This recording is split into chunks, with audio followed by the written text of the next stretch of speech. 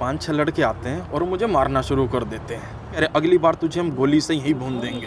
पहले भी शिकायत विधायक के खिलाफ मैंने मेल के द्वारा DCP office, commissioner of police, LG साहब और सीएम साहब को की हुई है। इनको टिकट भी नहीं मिली थी, मैं तब से इस पार्टी के साथ जुड़ा हुआ हूँ। इनकी जब गलत नीतियों का विरोध करना शुरू किया।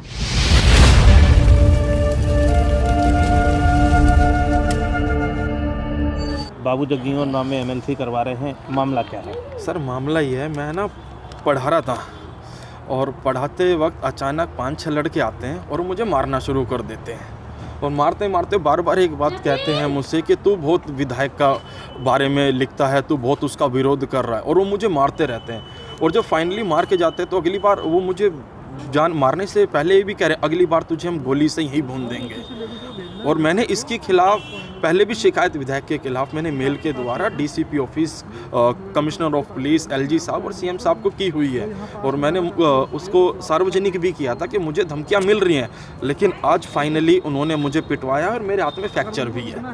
अगर मैं बात करूं, जिस तरीके से घटना हुई है, घटना में जिस तरीके से आप आरोप लगा रहे हैं कि विधायक के द्वारा ये करवाया गया, तो आप इसे कैसे कहेंगे कि ये विधायक के लोग थे? सर कुछ दिन पहले की बात है, मैं जहाँ से बैनर बनवाता हूँ उसके पास इनके पास मेरा एड्रेस नहीं था, मेरी एकेडमी कहाँ पर है। और उस जहाँ से मैं बैनर बनवाता हूँ उसके पास ये गए हैं और वहाँ से मेरा एड्रेस निकलवाया है इन्होंने। और उस व्यक्ति ने भी मुझे कॉल की है कि भाई ये तुम्हारा एड्रेस मांग रहे हैं, क्या मैं दूँ या ना दूँ। उसने नहीं दिया, लेकिन फाइनली उन्होंने एड्रेस निकलवा के फिर मैंने भी भेज ही दिया, क्योंकि वो उसको एड्रेस तो मिलना ही था। वो मुझे डराने की बहुत बार कोशिश कर चुका था। ये 5-6 लोग हैं।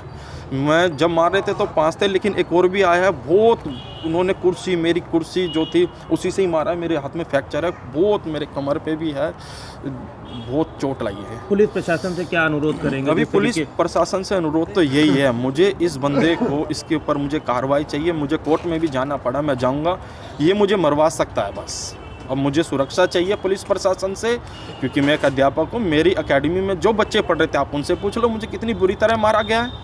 वो बच्चे डर गए हैं, सहम गए, आप उनसे जाकर पूछ सकते हैं। मुझे सर, आप आम आदमी पार्टी में कार्यकर्ता थे या फाउंडर मेंबर? सर मैं फाउंडर मेंबर हूँ इस पार्टी का। जब ये इनको टिकट भी नहीं मिली थी, मैं तब से इस पार्टी के साथ जुड़ा हुआ हूँ। और इनको मैंने जगह जगह इस एरिया में भी नहीं घुसने दे रहे थे, तब मैं इनके साथ में तब से हूँ, 2013 से लेकर आज तक निरंतर। लेकिन अब मैंने इनकी जब गलत नीतियों का विरोध करना शुरू किया। किस तरीके की गलत नीतियाँ रही हैं जिसका आप विरोध करते रहे हैं? एक ज़्यादा कोई बड़ी नहीं थी। एक मेरे जितनी भी हमारे यहाँ एरिया में ग्राम सभा की ज़मीन है, बस एक उसका विरोध था कि भाई विधायक आते हैं और हर कोई नाली सड़क बनाता है, लेकिन मेन पर्पस होता है उस ग्राम सभा को ज़मीन के बचा के रखना, ताकि जिस तरीके से बुराड़ी में हॉस्पिटल बनाइए, कहीं ना कहीं देन बीजेपी की थी, उन्होंने इस ज़मीन को बचा कर रखा, तब जाकर वो हॉस्पिटल खोला।